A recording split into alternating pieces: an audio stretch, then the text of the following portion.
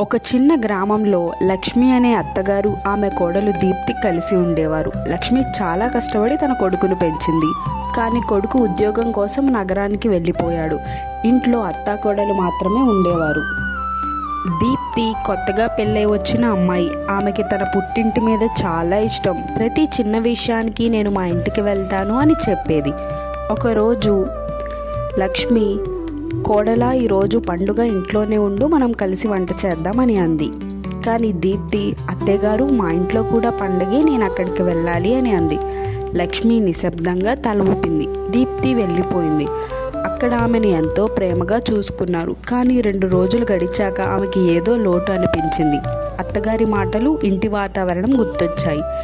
ఇదిలా ఉండగా లక్ష్మి ఇంట్లో ఒంటరిగా ఉంది.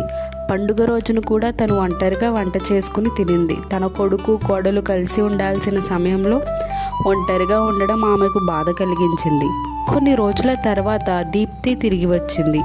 ఇంట్లోకి అడుగు పెట్టగానే లక్ష్మి సాధారణంగా "కోళ్ళ వచ్చావా" అని మాత్రమే చెప్పింది. ఆ స్వరంలో ప్రేమ ఉన్నా బాధ కూడా ఉంది. దీప్తి అర్థం చేసుకుంది. ఆమె కళ్ళల్లో నీళ్ళు. "అత్తగారు, నేను తప్పు చేశాను. మీరు కూడా అమ్మలాగానే నాకు, కానీ నేను అర్థం చేసుకోలేకపోయాను."